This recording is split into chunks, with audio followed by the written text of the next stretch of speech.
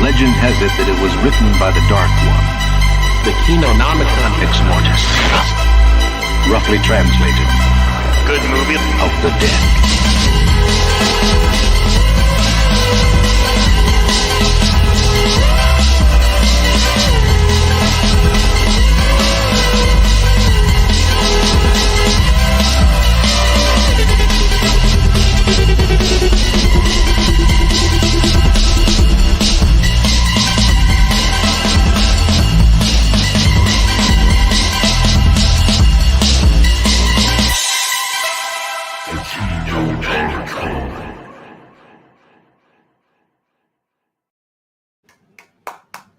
Right. Very good. I love that intro, dude. Honestly, that's the first time I've ever seen it. Oh yeah, you don't watch our show. I will now. I was like, that's awesome. Well, it's all downhill from here. Right. I know none of you guys watched the show because right before we went on air, I asked them, "Hey guys, in the rebroadcast of the show, does my audio sound okay?" And you're always like, "We never watched the rebroadcast." Do you watch a recast of your own show? I've never done that. To check if my audio was okay, I'll skip around. I won't sit and listen to the whole hour and a half conversation, but I'll just flip around and make sure my audio was okay. No, I just think that's weird. It's called quality control, Nasser, but you wouldn't know anything about that. Yeah, you never want to listen back and be like, okay, this joke landed, this joke failed. Make more pee-pee jokes. Make less pee-pee jokes. Yes. Well, Nasser gets enough pee-pee jokes with Soy Rage. I think he needs a little break. Well, it's an honor to be with you guys, talking about horror movies. One of the things I actually absolutely love the most in the world is horror movies. I grew up on them, watching them. I was not a latchkey kid, so I was I grew up on them too once I turned 16. Yes. What, 4 years ago? No, that was 7 years ago. Yeah. So that's why I'm still playing You're catch a big up. boy now. Yes. He's got them big pants on. We got Jim Tooner saying Chud was April Fool's 2011 Criterion release. Yes, I saw that art. He told me about that, I don't know, a few weeks ago. I looked it up. Oh, and Kindergarten Cop was one too, wasn't it? Yeah, why are they deserves bunking on one, Chud though. and Kindergarten Cop? Yeah. They put Armageddon in the Criterion Collection, no joke, but they won't put Chud or Kindergarten Cop in there. Well, Yes. so the story behind the Michael Bay stuff being Criterion was that he had donated a lot of money to Janus Films, and that was part of the exchange. Was that, and then The Rock was Criterion. That's why I don't think they're Blu-ray Criterions. I think they're only DVDs. Okay. He bought his way into the Criterion Collection, Mhm. just like I would Kevin do Smith that. and Wes Anderson. Before I forget, we didn't even check in with Weenie over there. He's probably crying. I'm fine. Weenie, how are you doing today? I'm fine. Okay, yeah, the He Criterion makes our conversation was thumbnails, way he better. makes our intro video, and you just forget all about him. It's okay. Right. Yeah, it's a lot of hard work putting Peter Griffin over horror movies for some reason. I don't even know why we do that. Yeah, and go subscribe to his channel. I just did today. I was looking at all these videos, and my God, man, you do some good work. Yes, Thank it's you. in the description. Go sub to Weenie. He's either my favorite or my second favorite channel. I'll take it. Even a top 3 is fine. Yeah, you reviewed Texas Chainsaw Massacre 3 today, right? Yeah, I kind of went off on a tangent about those movies. I get so stoked about Texas Chainsaw, and I don't know why. Well, tell us about it. Tell us about your Texas Chainsaw Massacre, your aficionado, or whatever you call it. Well, Tell us last about time, Mark and I debated, light debate. I ended siding with you, Mark, about the timeline of Texas Chainsaw. Oh, shit, I just sent you an envelope full of anthrax. Don't open that, man. Oh, no. So who's your favorite character in the whole series? All time? All time. Vilmer, easily. Matthew McConaughey from part 4. I'm Yes, with the you. man I of love taste. Vilmer. He's so apeshit, dude. And that performance is out of control. Oh, I love love how it. quickly you answered that. You didn't have to think for 1 second. Yeah, no brainer. fuck! How can you not like Dennis Hopper running through the fucking the bottom of the fun house, just cutting shit open, going crazy? I love that. There's just not enough of it. Like, he disappears from the third act of the movie for like half an hour, and then he just and he keeps popping He randomly in, but it's showed like up. B-roll footage where he's just like, hey everybody, just to remind you, I'm still here and I'm still cutting like 2x4s for no reason while singing like Amazing Grace for like the past 4 hours. bringing in the cheese. It was bringing in the cheese. My only problem with Dennis Hopper's character is he's avenging my least favorite horror film character of all time, which is Franklin. I hate Franklin. Oh, you think he'd show up there just to give them like a fruit basket and say thank you? Yeah. I don't think he ever mentioned Sally, right? Isn't he just like, I gotta avenge my boy Franklin? She's in a coma. She's fine. She survived. But he still should be like, and then whatever he did to this other one, you know. The other one. We got Sleepy and Wheelie, and I'm here for both to avenge and make justice here. Oh, Sleepy, Wheelie, and Crazy. Yeah. You know what I never noticed was I was rewatching Texas Chainsaw 2 like a few months back. I think I was trying to marathon the first 4 movies. And for some reason, I never noticed that. So that it's the corpse of the hitchhiker from the first movie that they're carrying around with them through the whole movie. Yeah. I didn't realize that was the hitchhiker because they kept calling him Nubbins. Mm-hmm. And I was like, who the fuck is Nubbins? And that turns out that's the hitchhiker's real name, Nubbins. Yeah, so in the Leatherface prequel, you get to see them all younger, and they keep calling him Nubbins, which is just a weird name, period. But they keep yelling, Nubbins, get in here. Linkovich says, Nasser, are you a full-on Chud now? No, I'm not a full-on Chud. I'm not even half a Chud. Although I think Mark's a full Chud. I think that's what Chud the Stud used to call them, Nubbins. Or Chubbins. I'm sorry. Chubbins. Chud the Stud. Well, not to spoiler alert or anything, but Nasser already sent us his review of Chud, and it was exactly this. It was okay. Fuck you. Oh my God, Nasser.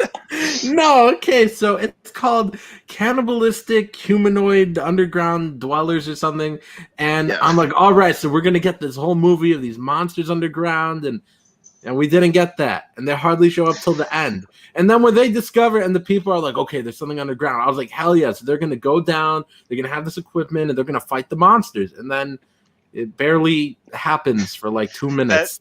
That was exactly my original reaction when I first watched Chud, was like, it's 80 minutes of political thriller and then 5 minutes of cannibalistic humanoid underground dwellers at the end. But those 5 minutes at the end are pretty fucking boss. So, that freaked me out when I was a kid seeing that. When I saw the first time with those glowing eyes and the head just like extended out. I'm oh my God, dude. Man, what was up with that? Where did the giraffe neck come from? Because no other Chud does that. It's just that one at the end. I don't know. They had extra money, I guess. I know. He just turns into Mecha Neck from He-Man for no reason. I don't know. Wasn't that Daniel Stern? Wasn't that him? It was. So people forget this, but before the 90s, when he transitioned to comedy, Daniel Stern was an action movie hero. He was in Chud, and he was in Leviathan, and he plays a character in Leviathan named Six Pack. You can just say before he transitioned, Before Daniel Stern transitioned into the star of Bushwhacked, whom we all love and remember him for. That's the one. Yeah, that's the Daniel Stern movie we can never forget, right? Yeah. So wasn't Leviathan overshadowing Deep Star 6? Didn't they come out the same year, those two horror movies? And then they all got squashed by The Abyss, I think. The Abyss, yeah. I mean, Deep Star 6, that movie is great, along with, what's the one with the Treat Williams, where they're the giant octopus? Oh my God. Octopussy, I think. Deep Rising? No. Deep Rising. Yeah. That is a hell of a movie. You guys in the chat, if you haven't seen that, it's worth sitting through it to the ending. The ending alone, when he says, oh no, not again. Wait, should we just skip to the ending? No, you gotta watch the whole thing first. Right. If I ever rewatch Chud, that's what I'm doing. I'm skipping to those last 5 Someone should do an edit of Chud and just put in the last 10 minutes. So no, it's like the Chud cut, where it's just the scenes with the Chuds, and it's only 8 minutes long, and it literally skips from Chuds eating poodle to Chuds popping up at the end with extendable necks. Someone's had to do that, right? Oh yeah. Oh my goodness. Do you think that? Oh, go ahead, answer. No, you go on. I was gonna say, do you think that movie was like a precursor to the SJW times of now? Because remember, they were all in the homeless encampment, and all the chemicals were seeping down, infecting the homeless people that were living down in the sewers and shit.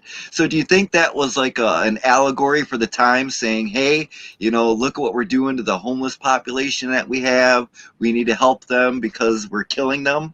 Making I don't them think the producers and writers of that movie gave one single solitary shit about other human beings. They were just trying to churn out a really cheap horror movie to make maximum profit. So yes, it's exactly like the SJW times of today. Yeah. No, I think homelessness was just the problem back then, but we don't have homelessness anymore. That's why you don't see it in a lot of movies. That's true. Oh yeah. Once we gave them all like binges and for their drugs, like it just cleared itself up. Right. Yeah. So this is like what the Teenage Mutant Ninja Turtles really would be like, if all that stuff seeped out into the sewer and people were sleeping in it. Yes. Oh god. What do you think, Mark? Is that really how Ninja Turtles should have been?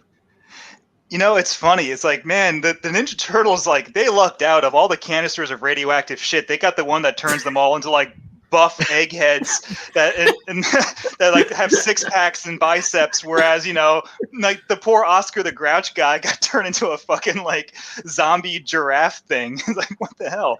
That's not fair. Zombie giraffe. It was. Also, Yucky Gums is Grandpa Sawyer. He's the best. Yes, Grandpa Sawyer. I think he's up there. Grandpa Sawyer's up there. Grandpa Sawyer has, I think, the best legit scare in the first Texas Chainsaw Massacre movie. The part that creeped me out the most when I first saw it, because you think he's dead the whole time, like, and then he just starts sucking on her finger, and you're like, "Oh God, he was alive!" Right. Yeah. While I was watching that, I was like, "What are they doing? He's clearly dead." And I was like, "No, he's alive." Yeah. Then as soon as he gets that drop of blood in him, he starts getting revived up a little bit, so he can whack her in the head with the hammer. Oh my god! It's that adrenochrome. That's what Alex Jones talked about. That part where they're That part where they're giving him the hammer always reminds me of that time on SpongeBob where they're telling Squidward firmly grasp it. And they put it through his hand in the cast. Yeah. That's exactly it. It's like firmly grasp it. Speaking of Grandpa, he does have one of the funniest scenes in The Next Generation. They're at the dinner scene, and they're talking about that Illuminati bullshit that just put the whole franchise off the rails, and Grandpa just stands up and is like, fuck this. Just walks out. Like, Grandpa, the guy who could barely move, just stands up like, no, I'm not sitting through this. Illuminati, fuck that. I'm out of here. Oh my god. Fucking Grandpa. Oh my god. Oh, and the grandma part where he like sticks the chainsaw right in her, and all the fucking the taxidermy falls out, and like, oh Jesus. Yucky Gums is Street Trash had the same theme. I've never seen that. Street Trash. Oh, grosser. I got to revisit that one, because if I could learn to love Chud on the second viewing, maybe I can learn to love Street Trash. But holy shit. So Street Trash, you think it's going to be about a bunch of homeless guys who find tainted booze, drink it, and it causes them to shit themselves inside out and melt in the toilet.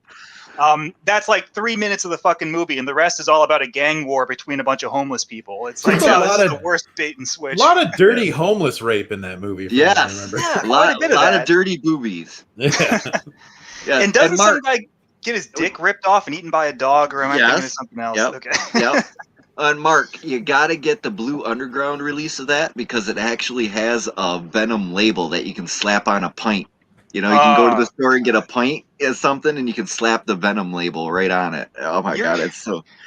You're doing a better job of selling that movie than anybody else has. Can I just buy the label and throw the disc away? Yes, you might as well. Shit. Just wait though, because Blue Underground's re-releasing everything as 4K with a soundtrack. Yeah, right. Yeah, You're it kidding me. sucks. No, it's. I had just bought Maniac and then Zombie, because they did a new scan, and then 6 months later they announced the 4K release or something. It was just. Oh, and did you get the variant covers for Zombie, where you got to buy 4 of the same movie? Just one of them. Oh, speaking of foreign horror movies, custom, you watched that McCall. How was that? It's pretty fucking weird. It starts out as a 1-to-1 remake of Nightmare on Elm Street, and then Really? becomes very Indian. I was going to post a And clip, then but I they didn't start want to. singing. Well, yeah, They're I was dancing going to and post some singing in it? clips. There's that, and then there's those over. I was going to say over erotic fights, but I don't think that's the word I'm looking for. Overly choreographed fight. The fights are too ridiculous in that movie. Okay. And then There are fights? what's cool? Like- yeah, no, they just start Okay. fighting like these weird gangs, these rape gangs and shit. And then what's cool though is it starts to do its own thing, and then it starts to pay homage to like Day of the Dead and Nightmare on Elm Street 3, and there's I think a few others in there, which is kind of neat. So it's interesting. It's I fun. can't wait to get my copy, dude. It sounds Yeah. horrible. I got mine in No. the mail today. I can't wait to crack it open. It's like Oh. I've been looking forward to that one all month. It's Because- 2 hours, by the way, so be ready Oh, for that. yeah, I didn't yeah. expect Good that. Lord. Look, Yeah. my girl, she watches the Netflix Bollywood movies, and they're like 3 hours. One was 4 hours she was watching, and I was like, oh, I sat through it. And I was getting into some of them. Like, those Bollywood movies are fucking great. Some of the action scenes and shit that they do, but oh my God, she's Oh, going to boy. be. A She's gonna watch 4-hour this one with movie. me. Yes. That's why I still haven't watched The Irishman. Like I got the Criterion release for 50% off, and I look at it all the time like maybe, and then I'm like 4 hours though. No, I have a lot of stuff to do. I think Stan Winston worked on a Bollywood movie that was one of the most expensive at the time, and it's the one I don't. You might have seen clips of it. One with like a dude who's like a crazy robot, and then a bunch of hymns come out and they make a ball and a giant snake and shit and eat like SWAT troopers. It's called. I think it's called Robot. It's like 4 hours long though. You're putting a lot yeah. of words together, but you aren't forming any sentences. Right. I don't understand any of what Oh, you yeah. just described. No, Okay, I'll have to I'll check see if I it can out, find a though. clip. that movie is great. I have the Steelbook version of that. The one I'm talking about. Yep. Okay, so it's not complete gibberish then. Nope, it's not. Okay. It's great. I mean, that movie it's a trip. It's long, right? Isn't it like 4 yeah. hours long? It's like two to three, but it is good. I mean, the special effects in that movie put to shame the movies that are going on right now. As a matter of fact, Well, Stan Winston, I mean, the dude built a giant T-Rex robot just because, like, well, it's the only way. you All got right, well, Eric. let's talk about Mexican horror movies that we've seen. Oh, so I've seen, Body like- Bag. Well, Body Bags. I don't think that's a Mexican horror movie, but let's talk about that instead. No, Yeah, I It's better than Kronos. Kronos. Oh, that one I have it, but I haven't seen it yet, so don't spoil it. That one's Criterion. You haven't Yeah. watched it yet? No, Do but you I have know? it. You don't have the I have- Guillermo box set with Pan's No. Labyrinth, Kronos, and No, Devil's I don't have the box Backbone? set. yep. Come on, No. Nancy. What kind of a horror fan Right? are You're you? going and you're getting noir flicks when you should be getting Kronos. I'm sorry. No, I have Chronos. I just didn't watch it yet. I'll put it in soon. You recommended that one to me like 6 months ago during a Criterion sale. It's I was like, got oh, Ron okay, I'll buy Perlman in it. What more do you want? Ugh, I don't know. Oh my God, Okay, it'll Pirates! Oh it'll God, be- Pirates in the chat. She's saying Shahid Kapoor. I know that name because I've seen 2 of his movies. He's a good-looking man. Yes, I'll tell her that. Woo! All right. Okay. Body bags, right? Yeah, body bags. Okay. But yeah, body Yeah. bags. So last stream, Mark was like, yeah, and in body bags, the first clip ties into Halloween, and I guess that went in one ear and out the other. Because after I watched it, I told Mark, I was like, hey, so the first clip that sort of ties into Halloween, right? And you were like, I told you this last week. Yeah, no shit. Oh, John boy. Don't make Carpenter. me get The thing about that first segment is like, so it's pretty weird. It's like this chick's like first day at working at a gas station, and she shows up and her coworker is just like, all right, here's the cash register, here are the keys, buy. And I understand it's like a simple job, but like he didn't stay to like explain anything, answer questions. And like her first customer is Wes Craven, and he just comes up to the window and he's kind of a creep. And This then is like I was this homeless guy that just wanders out of the darkness. Right. He's like, "Can I get a bag of chips? But- Thanks, honey." but I was kind of, when that happened, I was like, oh, I didn't know Wes Craven was in this, and I was kind of hoping that it would just become a clip of like different horror directors just coming up to the window and being creepy. I don't know why, if I just had that thought. I thought it'd be Now, funny. wasn't that movie out of print for so long, and it used to be so expensive back in the It day? was. Yeah, and then Scream Factory put out, one of their special editions. They kind of rescued that movie because it was like, it's funny. Last week we were talking about John Carpenter and what a horrible grouch he is, and how he's just never happy, and how he's never animated or excited. And the next thing Nasser watches is this movie where he's like bouncing off the walls, and he's going crazy and having a great time. It's like, what was he on? Because he never acts like that in anything. Right. Right, he doesn't like. I think after I watched that movie, I sent you the clip of the. We talked about this interview so much. I don't know why, but there's always something to say about it. The one with John Landis and David Cronenberg, where all three of them are having an interview, and like I sent you the timestamp where they're like, "So what scares you guys?" And John Carpenter's just like, "Nothing. I don't get scared from movies," and he's just always so pretentious and angry, and grumpy. Everything I've seen in any documentary, any interview, he's always angry. Except in this role, he was like, "Hey kids, are you ready for a story about And he just turns into like Jim Carrey for some reason. It's weird, and he's great. He's a great host. So he's like the mortician in a police morgue, and he's telling us, the stories of all the dead bodies, and that's how the linking narrative for the anthology. But it's atypical. John Carpenter. John Carpenter is never normally that happy. They must have like put him on Valium or something. I don't know. Yeah, I don't know how he was so happy, but it was great. I wish he did that role another time because he was great. Yeah, there's another like Tales from the Crypt vibes from it, like old EC, with like over the top funny, trying to be. I think that's what he was going for. Yeah, he was kind of like Frank Gorshin as the Riddler from the old Batman series. That was the kind of, like crazy, like, I know I said Jim Carrey, but I was thinking more of Frank Gorshin. But no, so it has 3 stories in it. And the first one is the gas station story about a serial killer stalking this lady who's working alone in a gas station late at night. And I really like the atmosphere of that one, because anybody who's ever like been at a gas station, out in the middle of nowhere on a road trip, that's really what it feels like. They did a good job with that one. The second one, what the hell was the second one again? The third one is the Mark Hamill one. The second one, the hair one is. Oh yeah, with Stacy Keach. That's actually my favorite one. I keep forgetting it's in this movie. But the that's hair the one. Yeah, the hair one's my favorite one. One, because Stacy Keach is awesome. I like him in anything he's in. But and it's also got David Warner in it. And David Warner's awesome. But no, it's the part where this guy goes to get an experimental hair treatment to make his hair grow back because he's going bald. But his hair starts growing all over his body. And at first it's like, oh, what, like that Goosebumps episode? That's not scary. But then he's got hair growing on his tongue and in the back of his throat. And when he tries to cut, uncomfortable. The part that really freaked me out is because the hair is alive, they're actually tiny worms. And they're part of his body. So when he tries to cut the hair, it bleeds and it hurts. And like, there's just something about that. The idea of your hair hurting when you cut it and it bleeding out of the follicles. Like, that's just like some crazy body horror. Yeah, I it was especially cringing when it was like in his throat, and because I know that feeling, like you accidentally get a hair in your throat and like you move it and you just start gagging. And when that happened, I was so grossed out. I was like, ugh. But man, I think my favorite one of all the clips is probably the third one. Even though you see Mark Hamill's butt like 3 times. It's okay, Nasser. That's the whole reason we're here. You could have not brought up Mark Hamill's butt and we'd all be fine. We all want that pressed Hamill ham. That's what we want. But it's funny because like when he lost his eye and they were like, oh, and we could replace it, I turned to my brother. I was like, oh yeah, that's like this idea I had for a book.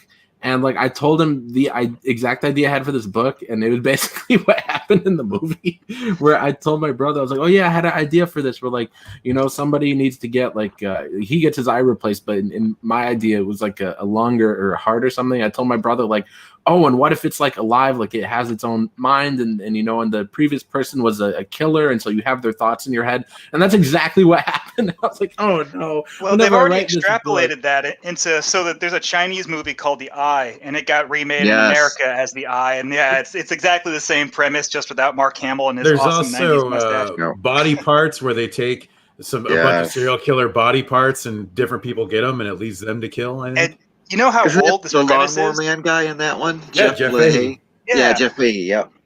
And the premise goes like all the way back to like the So there's a silent film, Nasser, since you don't watch talkies. Right. It's called the Hands. It's called The Hands of Orlak, and it stars Conrad Veidt from Cabinet of Dr. Caligari, and it's the exact same premise. Guy loses his hands, gets a hand transplant, but they're hands of a serial killer, and so he thinks he's got to kill people now because that's how hands work, right? They override your consciousness. That's such an old premise. Do you remember the Michael Caine movie, The Hand? Back in the day? Oh my God. Dude, I hate that movie. It was so boring. I think we talked about it a couple weeks ago. Oh, but the damn video box. I remember the old clamshell box at the old video store that we lived in. It's like, oh my God, this movie looks so great, and it's so boring. It's so incredibly, unbelievably boring. Wasn't it an Oliver Stone movie? You'd think it would be good, maybe, but it's so dull. Damn.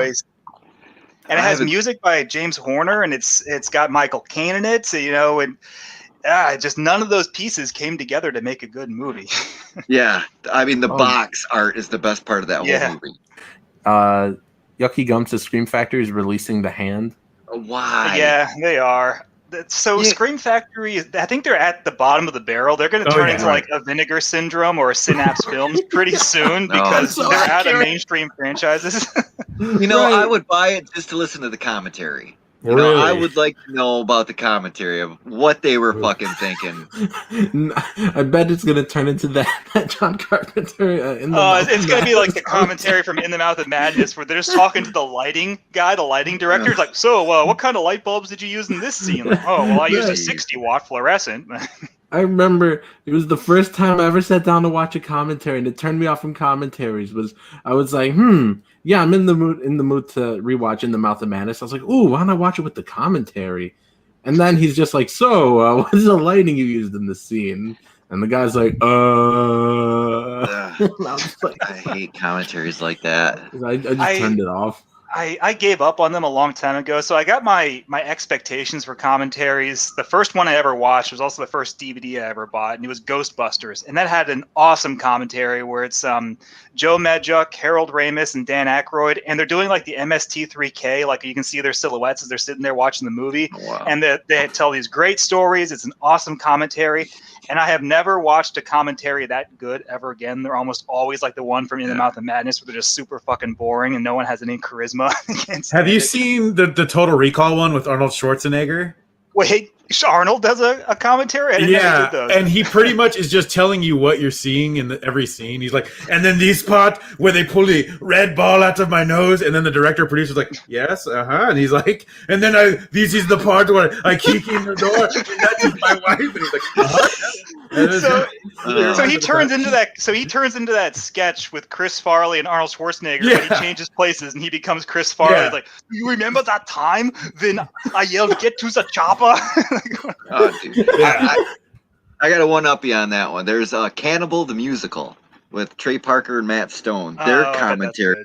Oh my God, they do a drinking game throughout the whole movie. And by the end of it, they are all fucking totally smashed as shit. And go watch it. You won't be disappointed.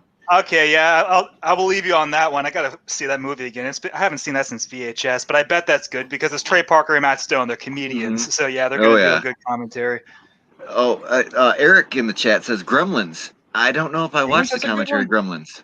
Let me look at my. I haven't watched the commentary. I've got my old. So I still have the old Snapper Case DVD. I've got the 4K. Oh, well, go to hell, Nasser. Nasser. Nasser, a 4K snob over here. Right. Oh, it does have. Wow, I can't believe a DVD this old has like two commentary tracks on it. Yeah, so it's got one with Joe Dante, Phoebe Cates, Zach Galligan, Dick Miller when he was still alive. Oh man, I gotta watch that. I thought they recorded it after he died. Yes, archive audio from Dick Miller. Like, hello guys, if you're listening to this, then it means that I'm dead. But I have to tell you about Gremlins. Now, do you guys like the commentaries where they have like the film historians that talk about the shit and they just go on and on about? Sometimes that's always turned me off for some reason. I've never watched those, but on quite a few of the criterions, like because that's because those movies are all from 1920. Everybody's dead. Yeah, that's what I'm saying. Like it's like, and then it's like, and then there's commentary by this random guy who's a film historian. I'm like, I don't care. Yeah, I mean, they feel like fan commentaries, but as long as most of those commentaries, the film historians, they've done a lot of research and they come in with a lot of stories, and it depends on the voice and the charisma of the historian if they can relate those stories and make them sound interesting. But if someone who's really dry. Accent? Yeah, they almost always German. I don't get it. But if they have somebody with them, that actually works somehow on the movie, they can be good. Those are good. I think if it's the weirder the film, I think helps with a historian, like some of the weird Vinegar Syndrome stuff, and then they have a film historian talking about like the social impacts of some bullshit Spanish movie, and you're just like, oh, okay. So, one good one was Texas Chainsaw 4's had Kim Henkel on with the guy who was the Texas Chainsaw 4 historian because he was the documentarian. That was good because he kept calling Kim Henkel out a lot of shit. It's Henkel and a fanboy going at it. Okay, that sounds interesting. Mm-hmm. I don't know. There's some where it's like if the person's really good, if you have no option, because sometimes you get the second In the Mouth of Madness commentary that I talked about. The first one was recorded like 98, and John Carpenter still had like a pulse that was over 8 beats a minute, so he was able to talk throughout the movie. And the second one, the one that they recorded just for the Screen Factory Blu-ray in like 2019, where he just won't say a word. There is just like, so John, what happened in this scene? Like, why don't we watch the fucking movie and see for ourselves? Jesus. He's just so unhappy. Like, so if you get someone who actually wants to be there and wants to talk and relate their stories, and not like the second unit lighting director, somebody who actually has stories. The Mickey Rooney Twilight Zone episode commentary is 11 out of 10. Night of the Jockey. Mickey Rooney does it with some guy. It's amazing. He's just a piece of shit the whole time. That one is an awkwardly funny commentary. Yeah, that's the one where they're like, so Mickey, what don't you want to tell us something about this scene? Like, no, nobody cares. Nobody wants to watch this stuff. They're just all on their computer boxes watching pornographic material. It's awesome. Now, if you'll excuse me, I have to go do a cameo in the Muppets movie before I die. One of the funniest things you told me, Mark, was when you said like Mickey Rooney's in like Silent Night, Deadly Night 5 or something. And I was like, what's he doing in there? He just needed a payday. I don't know. So Mickey Rooney is one of those guys that I feel like he's justified in being as grouchy as he was, because he rose to fame and he fell from fame back in like from 1939 to 1941, and then his career was over, and then he still had to go on existing for another 70 years. Familiar. And it's just like, he's the definition of peaking too soon. I feel like Macaulay Culkin's going to be the next Mickey Rooney, where it's like, oh, that poor guy, he has to go on living, and it's all downhill from there. It's also weird that his character's name was Joe Petto. Yeah, it's supposed to be a Pinocchio allegory because he has a robot son named Pino, but unfortunately it means his last name has to be Petto, and that just was he going with like, okay, my son is Pino Occhio? Pino Occhio. Pino Petto doesn't flow. I'm sorry. It's like that Ed Wood movie where Bela Lugosi plays a character named Dr. Acula. Yeah. Oh my gosh. I'm putting the pieces together here. Oh no. Yucky Gum says John Carpenter does a few Western movie commentaries. I hope if John Carpenter directs another movie, he finally gets the Western he always wanted to do. Like, he always sounds so angry. You want to do like a real Western, I guess. But he wants to, he's in every interview, he always says the same thing, like, rawr. He's like, I wanted to. He's a pirate. I wanted to make a pirate movie.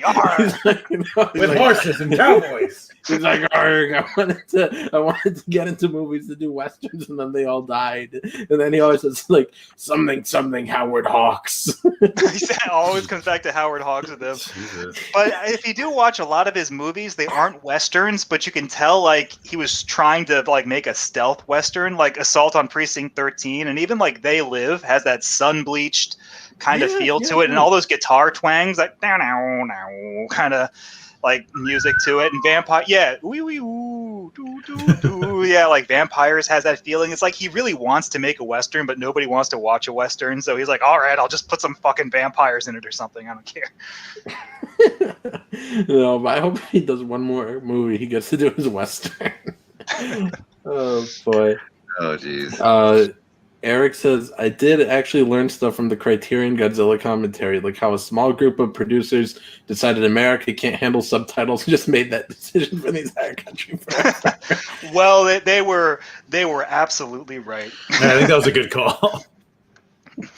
Oh, boy. What else have you guys been watching lately? Let's see. I watched Quicksilver Highway. Raise your hands if you've seen Quicksilver Highway. I've never even heard of it. Oh, I'm going to be talking to myself here.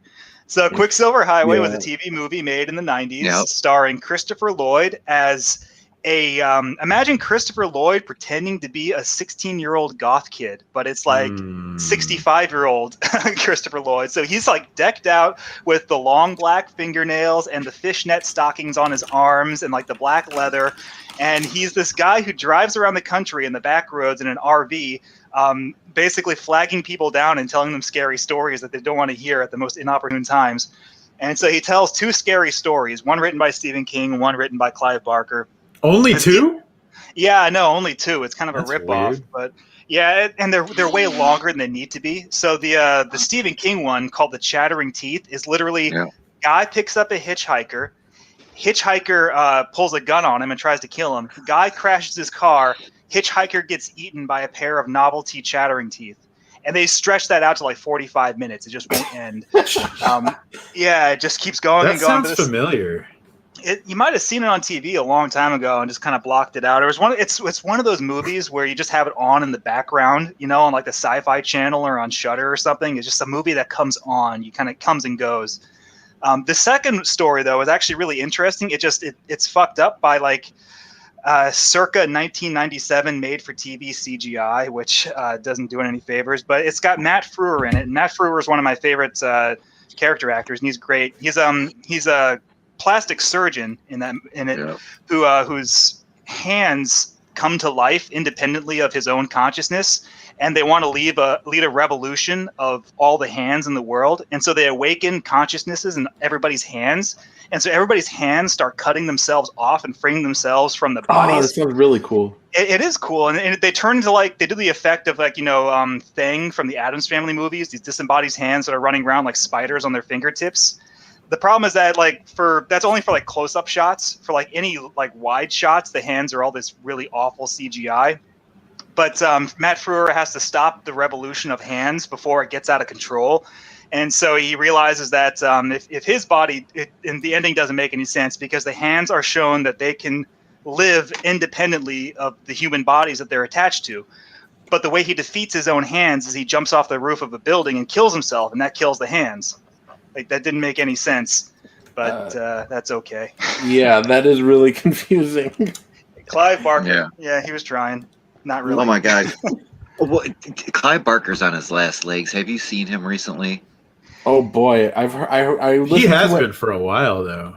Oh my God. I've actually never read any of his books, but when I saw Hellraiser, I was like, all right, I'll watch some of his interviews. And so there's some it's really overnight too. There's some from the late 80s, early 90s, and he sounds completely normal. I'm like, oh, okay. And then by the mid 90s, he's talking all gruff. Yeah, he had cancer. Did he have cancer? Because he was fighting cancer. I thought he was just for a while. smoker. I thought it was all the cigarettes. It's funny. Cigars? Did John Carpenter pass his cancer on to Clive Barker? Is that just how he does things? If you're one of the great horror writers, you pass your tumors along. That's what they do until someone passes. No, I gotta say, I think he did steroids because if you look in the old interviews, he was fucking jacked. His neck was huge.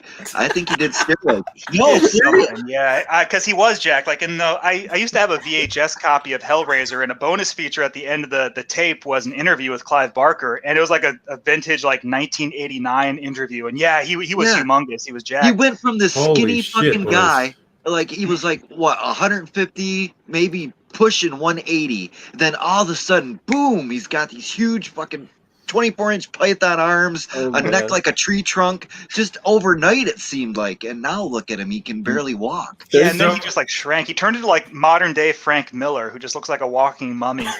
Yeah. There's this weird interview with him where he's on this show. I don't know what it's called, but it's some like Eric I don't Andre. know. No, it's some like British like weird like interview show, and they have like a whole room of these young people, and they're all asking him questions, and it's funny because like they keep asking him the same question because I guess he said something that like he goes to like the morgue or something and then watches autopsies, and so like people just kept hounding him about that, and he's like, I do other stuff too. I go to restaurants too. You want to ask me about that? I directed Lord of Illusions. Come on, anybody want to ask me about Lord of Illusions? Oh God, Okay, I did not so- like that movie. I'm looking up some I stuff haven't on seen Clive it, but I Barker have since it. we're not sure about his cancer state. And check this out. During his early years as a writer, he would occasionally work as a male prostitute when his writing didn't provide sufficient income. Hey, I'm not surprised at all because he's written a lot of short stories about male prostitutes and gigolos. Yes. But he actually. also had polyps in his throat that were so Oh. severe, a doctor told him he was taking in 10% of the air he was supposed to have. And then in 2012, he had toxic shock syndrome because a dentist spilled a bunch of bacteria into his bloodstream, almost killing him. Oh, A wow. dentist just spilled bacteria into his Whoa! bloodstream and just walk around like Hey! a puff of bacteria. I need, I'm these- Andy Dix. You're I need to wacky know Dentist. more about this. Wacky dentist. Whoa, what club is me? That's Was like a that Steve Family Guy Martin from bit, Little like- Shop of Horrors? That dentist? I mean, Well, because he says in an interview, he's like, I knew something was weird about that dentist because he had a lot of slide whistles that he would blow when he was tripping. oh, jeez. He kept saying, "Nice lady." Oh, Jesus. I'm never going back to Dr. Clouseau's practice again. Oh my God. Yeah. Oh, Well, boy. that's kind of depressing to hear. No wonder he wanted the rights to Hellraiser back so badly, because I guess he wanted to. He's probably seeing the writing on the wall, and he probably wants to do one more thing with Hellraiser. I think that's what happened. Yeah, it was just the desperation. It was like, oh, I almost died from my teeth. I should make another Hellraiser. I want to Well, know. I want to know the details of that. With the prostitution thing? No, I mean, the it's just a bunch of dudes. The thing. You want some digits? Is that it? Okay. No, that's sick. Hey, Clive, have you heard of Throwback Thursday? Oh, jeez. Oh my goodness.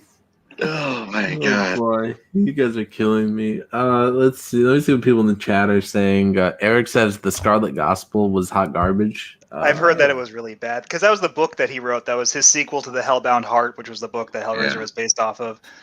And I heard it was just nothing but trash. And that's the thing. First sequel he's written, he wrote a comic book miniseries called The Horrorers, which was a sequel to Hellraiser, and it was even drawn by Alex Ross. So you'd think it would be good, but it was fucking awful. It was one of the How long worst ago things was I've ever that? read.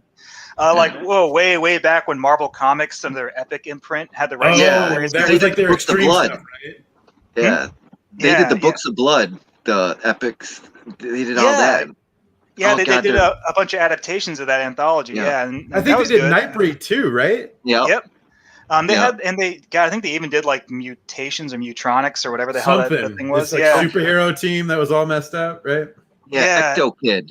Clive Barker's Ecto Kid. Oh, Wasn't that's that, right, too? That that's was right. Marvel's epic line. Wasn't there a story where there was like a little gremlin type of thing called the Yingerling? I remember in one of the Books of Blood. the something in the Yanker and Jack. Oh man, Yeah. that's a different movie that I just watched. What did No, you just say? Oh my the goodness. Yattering, Yattering. and Jack. Yes, Yes. and that got adapted by Tales from the Dark Side, and it was actually a pretty good adaptation. You know, Yeah, that was a Books of Blood comic I used to have. I was like, the little creature looked so goofy. Well, so the Hellraiser comics that Epic Comics did back in the day, they're all really good, except for those issues written by Clive Barker, which is a big surprise that he's the only one who wrote shit back then. But like all the other Hellraiser comics are great, except for Pinhead versus Martial Law. I don't know how that crossover happened. I just remember Pinhead having an ancestor with arrows in his head named Arrowhead. Oh, Yeah. That's all I remember from those. So Oh, go ahead. I was just saying that. So the Hellraiser comics were actually at their best when none of the Hellraiser characters these like anthology horror stories about the mythology of Hellraiser. So there's different puzzle boxes, there's different Cenobites, different people all over the world encountering them. Sometimes there are really weird ways. Like it's not necessarily a puzzle box. Sometimes it's like answering a riddle, or it's one guy. I think Sounds it was like Neil he's out of Gaiman ideas. Well, Neil Gaiman did one where it's about a guy who has to solve a crossword puzzle, but the answers to the crossword are like, "What does Sally taste like?" And so he has to eat Sally. And Okay, that actually sounds a little cool. I know, he has to cook her and eat her, and What did answer. she He puts taste like ham. I think he puts like pork or something, pork or ham or something. He couldn't But have guessed that. He couldn't have just been like, I don't know. It's a 4-letter word of some type of meat. What does Sally taste like? I better eat her to find out. Right. Yeah. No, but there are stories like that where they're actually really, really interesting. The worst ones are the ones that have Pinhead and those characters, and they actually tend to be bad. Well, I like how they made Christy Cotton the new Pinhead in the comics. Oh yeah, that was I don't think that was the Epic line. That was a more recent one from like That was 2010. like Boom Studios. Boom Studios. Yeah. Yeah. I used to read that. I remember thinking it was pretty good because Pinhead gets his humanity back, and he's like, "This fucking sucks. I don't want to be human anymore. I want to be Pinhead again." I miss being dead and horny all the time. Oh god. Oh boy, Yucky Gum says he actually liked the Scarlet Gospel. Huh. I don't know. I never read it, so I guess we need a tiebreaker. Huh, okay. So I got to read some of Barker's more like long form fiction, like Weave World, things like that. So I've only read Books of Blood and some of his novellas, like Hellbound Hearts and The Forbidden, which I think is actually in England is one of the Books of Blood. His children's book was good. Thief of Always is like one of my favorite books ever. Thief of Always. That is really good, and he does all the illustrations in it. It'll blow your mind. That was supposed to be a movie or a show, and then I think something happened where Coraline came out around the same time, and then people were like, "Wow, these are really similar. One of you ripped the other one off." Yeah, that's too bad. I mean, I did like Coraline, both like the book and the movie, but yeah, you're that sounds about right. Yep, definitely. All right, gentlemen. It was a pleasure hanging out with you. I got to jump over to the Trash Compactor show. Soy Rage is going to be over there, so I gotta head out. So it was a pleasure talking You're with actually you a guys. Soy Rage fan? Yeah, I'm a big fan of his. You know, I follow him wherever he goes. Well, I would love to do this again with you guys sometime. Yeah, man, you know your shit. Yeah. Well, thank you. Well, thank you, and you guys do too. It was an honor and a pleasure to be here with you guys tonight. Thanks, man. All right, take care, guys. See you, Stu. Yep, bye. We had a guest, guys. My God, we're going places. Right. What a nice guest too. I watched Devilman, the 1980s OVAs, because those got re-released on Blu-ray by Discotheque Media. So I finally upgraded from the really old bootleg DVD that I've had since like 2001 to those like Blu-rays that are like all bright and crisp and clear and pretty. Can I be honest with you, Mark? Please. I hate watching you interact with Discotheque Media because it makes me want to unload my wallet on them every goddamn time. They're killing me. Right Stuff Anime is killing me right now because they keep doing these sales, and I'm like, oh my God, a sale! Mm-hmm. Like every day it's a sale. They have so much stuff that I want. Discotheque Media. So Discotheque Media has somehow gotten the rights to like all the boomer anime, the edgelord anime from like the 90s and the 80s. So like Wicked City and Demon City Shinjuku and Ninja Scroll, and they haven't gotten the Guyver yet, but I'm sure they will. But like Lupin the Third, they're doing everything Lupin the Third, and I'm trying to get all those Blu-rays. Lupin, isn't it Lupin? No, you Philistine, it's Lupin. You're gonna question the weeb? I don't know. I haven't watched any of this stuff. Yeah, well, you just sit in the corner there while we talk about weeb shit, Nasser. Okay. Gaijin. Yeah, you baka gaijin. But yeah, Discotheque is just, and they do some deep cuts. Like they're putting out like metabots, and they found, I can't believe they really. Yeah, what they're doing too is like they restore the footage, so they get the original negatives from Japan. So these are like legit like HD remasters of the actual footage, but they will hunt down English dubs that are lost. So like there's one called like Moncoli Nights that nobody remembers from like 2002, and they're hunting down right now the English dub, and they won't release it until they can find the dub, and the license holders like lost it, and so they're still looking for it. But they found, and this is like a deep cut. Only people who watched like Nick Jr. in 1991 remember this show, but it was called Grimm's Fairy Tales, and it was an anime adaptation of Grimm's Fairy Tales that aired on Nick Jr. in 1991, and they hunted that fucking thing down. That's super. Only a very like small margin of people would know. So like Discotheque does some deep cuts. I fucking love them. So yeah, they keep getting my money. I want to complete my Lupin the Third collection, and I still got a ways to go. Are they releasing Project Echo? Yeah. So they actually announced Project Echo, but then they found they were going to use the remaster God damn it. Project Echo. So they were going to release a previous transfer of it, but then they found it, and so they're doing another remaster to get a higher quality out of it, and so that delayed the release. But yeah, they're doing that now. Dude, that's going to be an insta buy for me for sure. That's some Sci-Fi Channel Saturday morning anime. I want all that stuff. I want that and Dominion Tank Police, and I'll be ecstatic. Fuck yeah! I want Dominion Tank Police, and so the number one thing that I'm waiting for is I want them to re-release the Guyver. That's been out of print forever, and that's like one of the number one like early 90s, late 80s like weeb anime, and it's been out of print for way too long. So I'm hoping that comes around the corner soon. That'd be dope. But Devilman was great. It's got chicks whose tits turn into giant eyeballs and tentacles pop out of their cooch, and it's wonderful. As someone like me who used to love anime and pretty much hates it now, would I like Devilman? Devilman? Yeah, Nasser, isn't that how it's pronounced? Devilman? I'm Gary Devilman. Hello there. Devilman. How you doing? It's me, Mr. Devilman. Thank you. I think you might. Hot dog. I always recommend Devilman. So the only thing to know is that it's 2 OVAs. They don't complete the story because the manga's a lot longer. They just tell 2 really awesome stories with Devilman going around just killing demons. The English dub is hilarious. It's an early 90s dub where every other word they say is shit or fuck because they're trying to be extreme. But the animation's really good. I really like the manga, and I really like the way the anime adapted it. So yeah, I would highly recommend Devilman.